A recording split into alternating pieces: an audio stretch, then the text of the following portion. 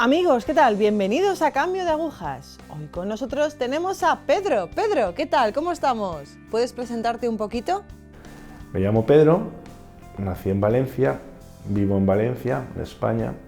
Estoy felizmente casado casi 21 años y en este tiempo el Señor nos ha regalado tener 9 hijos. En realidad 11, pero todos el Señor se los quiso llevar antes de nacer.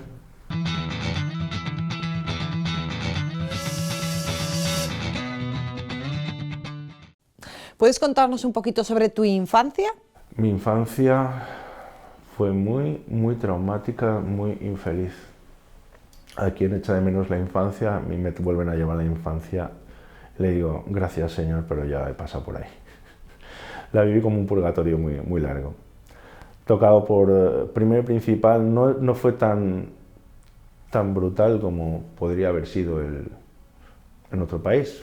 No vivía mal, económicamente la familia estaba bien, yo no lo sabía, porque siempre hubo una falsa identidad de que éramos pobres. Mi padre era maestro del Estado, mi madre era una modista y llegó a tener cierto prestigio en su día, pero la sensación de pobreza era abismal sobre mi cabeza siempre.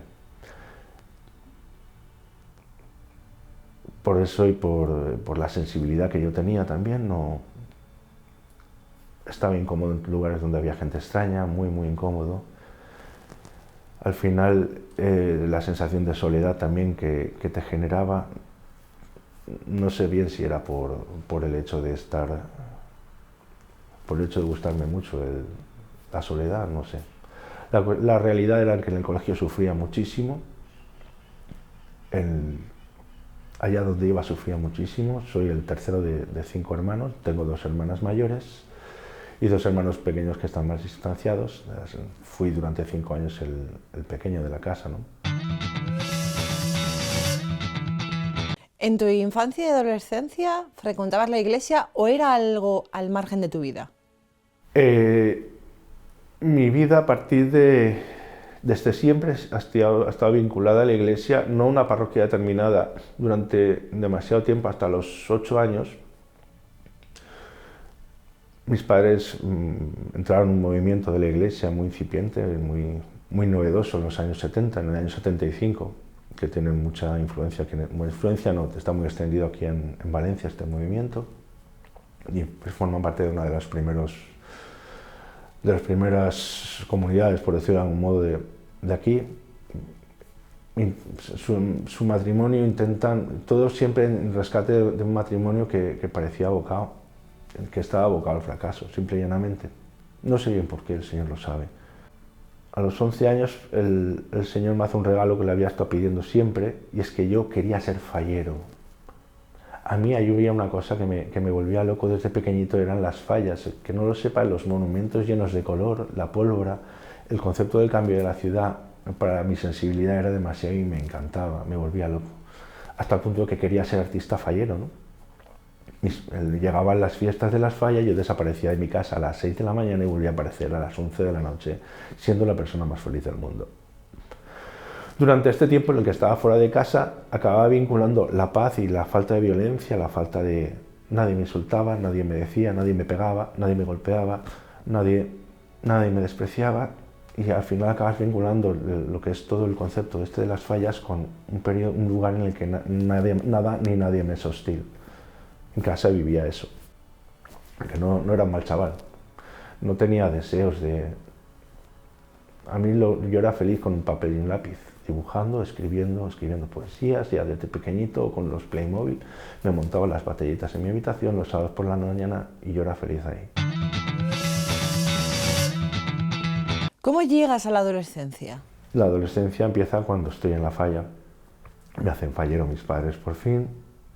Empiezo a tener amigos allí, la paz se sigue continuando. Llegaba del colegio y me iba a la falla, ni deberes ni nada por el estilo. No estudiaba en el colegio, un desastre. Todo lo que estoy diciendo de una persona solitaria en los años 80 se traducía en que siempre me estaban pegando y poniendo motes. Me pusieron muchísimos motes muy desagradables. Y bueno, El periodo de rebeldía no lo tuve. Tuve un periodo de depresión absoluta y de quererme morir, porque a los 15 años mis padres se mudan de casa, se había muerto mi abuela, la madre de mi padre, heredan un poco de dinero y nos vamos de casa y nos cambiamos totalmente de barrio en Valencia. Eso supuso dejarme la falla y quedarme más solo todavía de lo que estaba.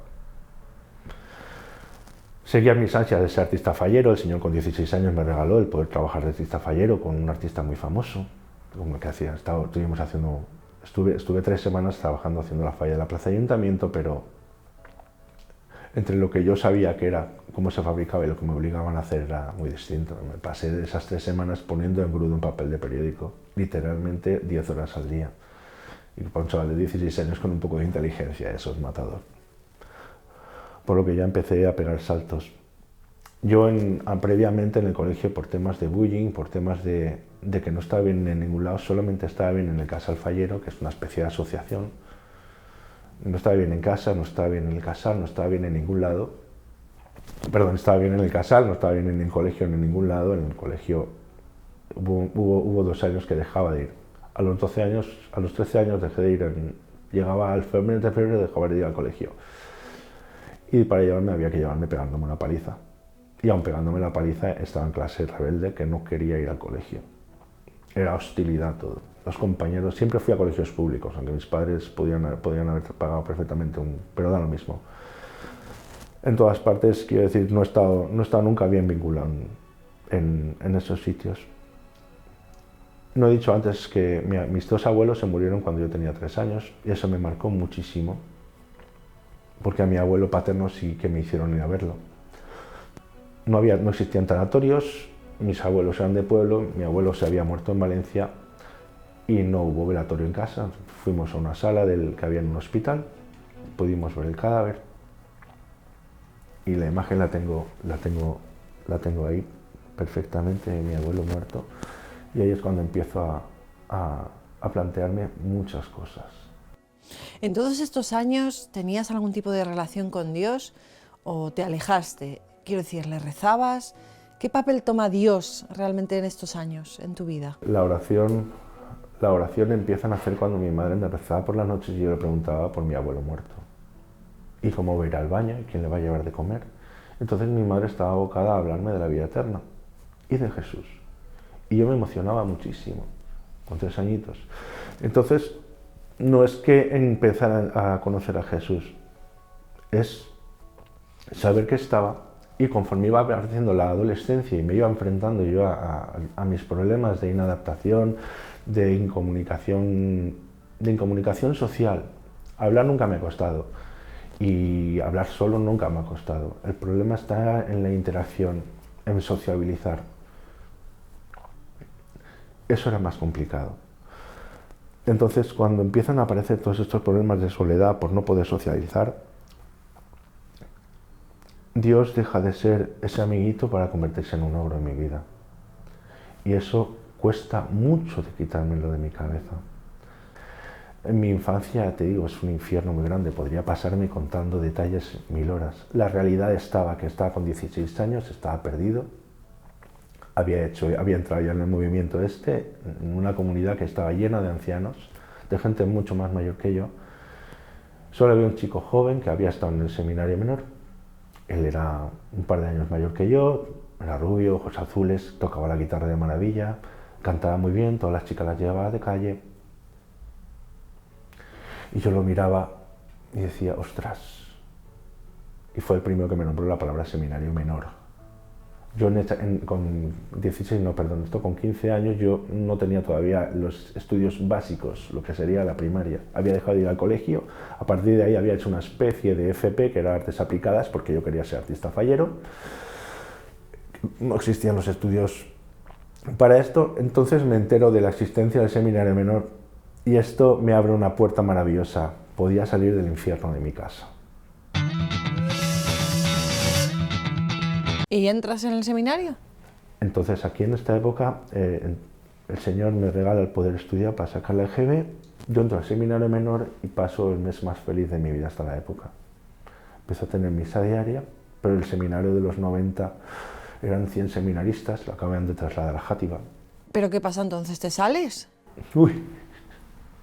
Entonces este guirigay de mis padres, a los 7 meses me saco del seminario, una depresión, no había estudiado en mi vida, mal, el mismo bullying del que había estado huyendo llega ahí, me vuelvo otra vez a la parroquia, me vuelvo a no estudiar, me sigo queriendo ser cura, un rollo muy grande en todo este follón, mis padres se separan, en esa separación el fundador del grupo decía que no se separaban los matrimonios, un rollo muy feo. Al final mi parroquia donde había estado en el movimiento, el catequista de la zona me decide escoger la familia y separarnos de la parroquia. Unos se van a una parroquia, a mí me mandan a otra, y allí me llevo todas mis heridas y allí es donde conozco a Teresa. Teresa, estoy 5 años sin... Ella no quería saber nada de mí, porque yo era el típico hijo resabiado, pero que no tenía dónde caerme muerto. La cuestión está en que en este tiempo, no sé qué pasa durante este tiempo, que estoy en una confusión muy grande, muchas calumnias detrás, porque toda esta sensibilidad llevaba con detrás el mirar a ver siempre con psiquiatras, siempre porque está este chico triste, siempre porque está esta persona tal y cual. Y lo que te dabas cuenta después, ahora con la distancia y con 47 años que tengo, era que toda esa discusión y toda esa violencia de casa me pasaba factura. ¿Cuándo tienes el encuentro con Jesús?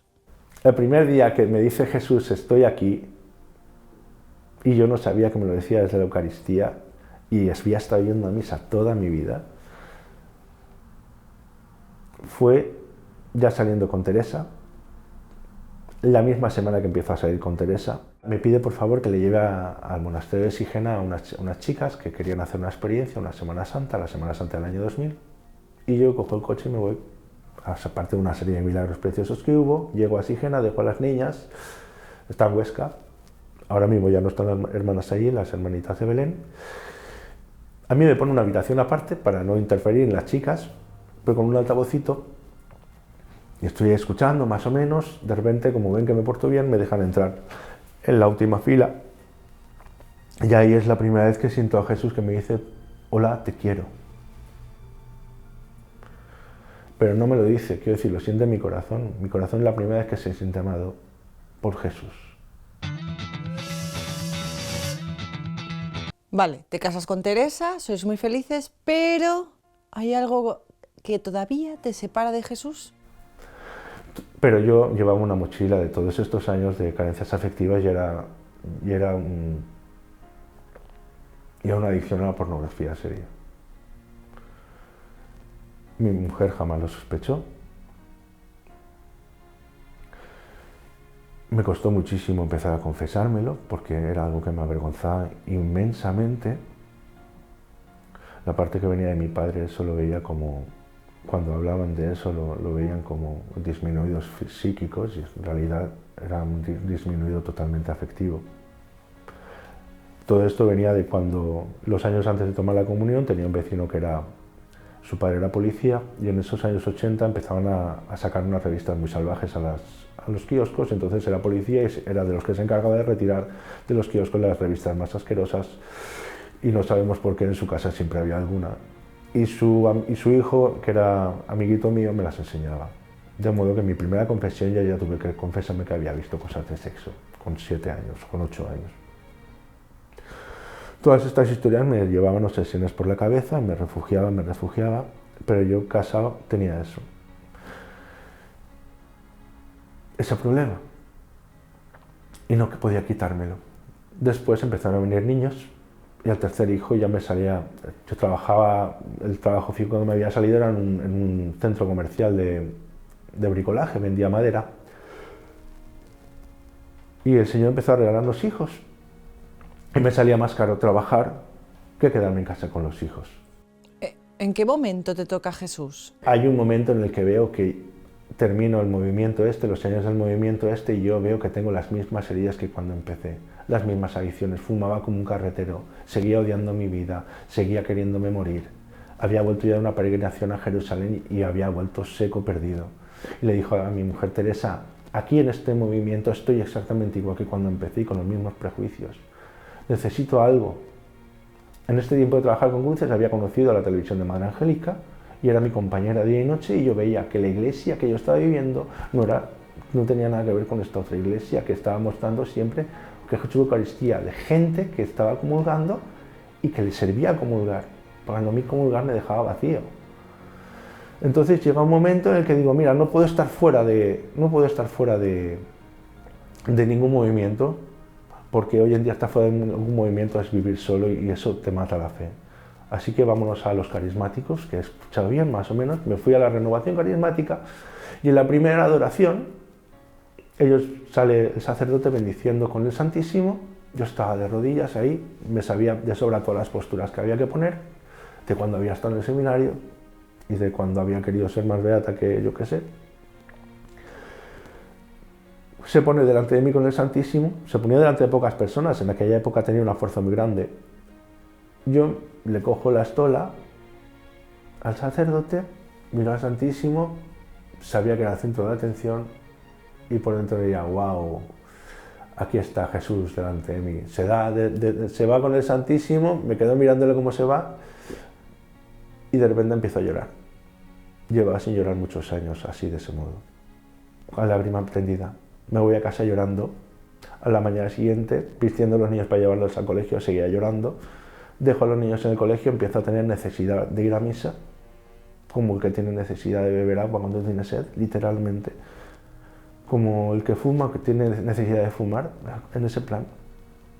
Me voy corriendo a la basílica, a la misa de 9:30, al día siguiente igual, 3 días, 15 días igual, con necesidad. Yo el rosario lo había estado rezando desde la crisis de la adolescencia, por la noche, pasaba bolas, pero la misa siempre me era un tostón, pero ahora necesitaba, y no necesitaba la predicación, necesitaba la adoración, la adoración, la adoración. Me confesé y me di cuenta que necesitaba mucha más confesión que el resto de la gente, porque a los 15 días me di cuenta que llevaba 15 días sin haber visto nada de pornografía, sin haber hecho nada impuro. Me daba cuenta que conforme me empezaba a atacar el bicho, porque es un bicho, el bicho de la adicción, lo único que tenía que hacer era confesarme, cada 7 días, cada 7 días. Comienzas a confesarte y eso te da la fuerza para superar los vicios. ¿Qué pasa entonces? Entonces yo me engancho mucho a la renovación y encuentro una alegría que no había visto en mi vida y empiezo a vivir una alegría inmensa, empiezo a ver sacerdotes que me escuchaban sin prejuicios, porque ahí no me conocía nadie. Mi mujer se queda también trastornada de la alegría que nos había entrado con el Espíritu Santo.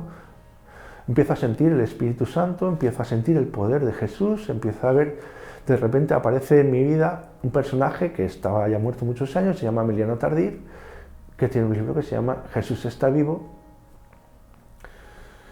y me abre toda la palabra que había estado durante 27 años escrutando y leyendo en el otro movimiento, todos los años de palabra y de exégesis que tenía, que habían estado en una caja fuerte que no tenía el código para entrar. Y de repente en la renovación veía a hermanos latinos que tenían unas historias muchísimo más bestias que la mía, que estamos hablando de que una hermana que le había violado a su padre, que habían matado en Colombia a toda su familia, y llevó una alegría en el cuerpo que no había quien la llevara, y la alegría se la daba Jesucristo. Yo digo, yo tengo una historia que no es muy agradable, pero es que no le llega ni a la suela del zapato a esta hermana que le han asesinado a su familia. Y está dando gracias a Dios. Yo quiero esto, yo quiero saber qué es esto. Porque estos hermanos no tenían ni idea de palabra, ni idea de Jesús. Decían la palabra Jesús y se derretían. Entonces me lié detrás, mi mujer y yo empezamos a interesarnos, pero el diablo empezó a meter las zarpas ahí en la renovación, aquí en Valencia, y hubo una pequeña escisión y yo me quedé muy confundido. Tuve un tiempo confundido con otro movimiento también, que venía de Estados Unidos, también de tinte carismático, pero no me gustó. Y al final fui a caer a las garras preciosas del padre Salvador Romero, que tenéis un un cambio de agujas con él y empecé a estar con la comunidad Somos Hijos de Dios, también de tinte carismático. Pero iba yo solo y mi mujer. Mi mujer venía un poco renqueante, pero mis hijos no querían saber absolutamente nada de venir conmigo. Es entonces cuando llega el tema del coronavirus, la famosa epidemia, se cierran los templos, mi familia empezamos a rezar el rosario todos los días, ya tengo 9 hijos, la mayor en aquella época tenía 18 años, los pequeños creo que eran 6 años, y vivíamos en un piso de 90 metros cuadrados durante los 2 meses de encierro. Y fue un paraíso precioso. Rezábamos el rosario todos los días, rezábamos muchísimo. De modo que cuando se acaba la pandemia, ibas a salir a misa, te ves que todos los curas tenían pánico en los ojos. Gentes que eran auténticos pilares de fe los veía con miedo a morirse. Y allá donde había ido a misa, hacían unas cosas muy raras. Las iglesias se habían transformado en auténticos circuitos de cars. Entonces me puse a buscar ojos que no tuvieran miedo. Lo de la sensibilidad me hace mirar mucho a los ojos. Y un día me dice una hermana de la comunidad de los Hijos de Dios que venía, no estaba en la comunidad mismo, pero sí venía por la parroquia, y me dice: si ahí al lado de tu casa están los siervos del hogar de la madre. Y digo, pues vamos a probar. Me fui allí, me senté, se seguían todas las normas, pero veía una tranquilidad en la predicación y unos ojos que estaban muy por encima del temor a la muerte, que me recordaban al movimiento al que había estado antes en los años 80 y 90 y había desaparecido ya. ¿Qué ocurre entonces? ¿Cómo te afecta, digamos, este cambio? Y sigo yendo con todos estos problemas que llevo, seguía con tristeza, aún así seguía con cosas tristes, pero veo que conforme iba a la adoración, estos bichos que me maldecían de mi vida empezaban a bendecir. Este infierno que era el no tener oficio ni poder mantener yo a mi familia, mi esposa, gracias a Dios, tiene una buena carrera y es profesora de secundaria. Pero este machotismo que quería mantener de repente se va calmando y va viendo que está todo nuevo, todo igual pero todo nuevo. Como dice el Salmo, el valle del llanto se transformó en una bendición continua, solamente estando en silencio y aburriéndome delante del Santísimo. Hasta que un día Jesús me dice: que no vienes tú a verme, que vienes a que yo te vea, y yo mirándote va a transformarse tu vida. ¿Cuál es el centro de tu familia ahora mismo? En mi casa ahora mismo el centro de la vida y el centro neurálgico es la Eucaristía y la misa. Y desde ese momento de repente se van yendo todos los bichos, todos los demonios que puedan atacar, todas las tentaciones se vencen fáciles, hasta que de repente te encuentras un martes en misa con tus 9 hijos.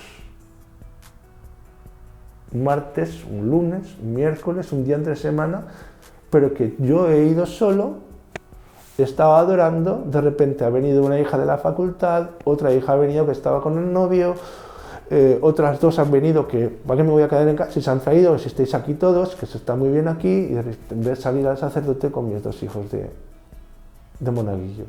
Entonces aquí tenemos 2 cosas importantísimas. Primero, la labor preciosa que hace un buen pastor que quiere ser pastor de sus ovejas por encima de un administrador parroquial. Lo importante que es que tener un sacerdote amigo cerca. Lo importantísimo que son los sacramentos y la gratuidad que son los sacramentos. Porque yo empecé a entender la gratuidad cuando de repente llega Jesús y mirándome sin asco por mis pecados y por mis adicciones, me dijo que me seguía queriendo, me tocó y se fue la adicción. ¿Qué consejo le darías a una persona que ha pasado por tu misma experiencia o que está pasando ahora mismo por ello? A la larga dar un consejo sería un poco pelagianista porque estaría diciendo a alguien como la fórmula matemática para perderlo. Pero hay algo que está claro. Si hay alguien que está en la iglesia y tiene este problema, que le grite al Señor: Jesús, vivo en el Santísimo Sacramento. Que frecuente mucho de los sacramentos.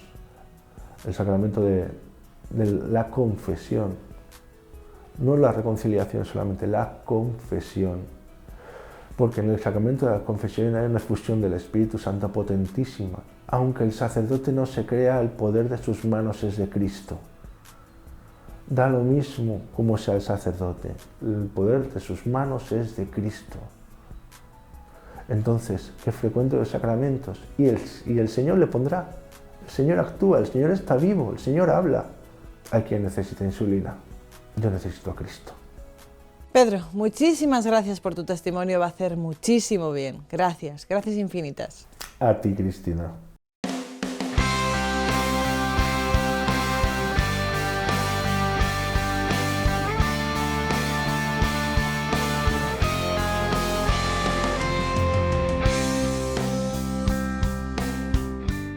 Pues amigos, ¿cómo nos salva la Eucaristía? ¿Cómo nos salva la confesión? ¿Cómo nos salva el reencuentro con el Padre?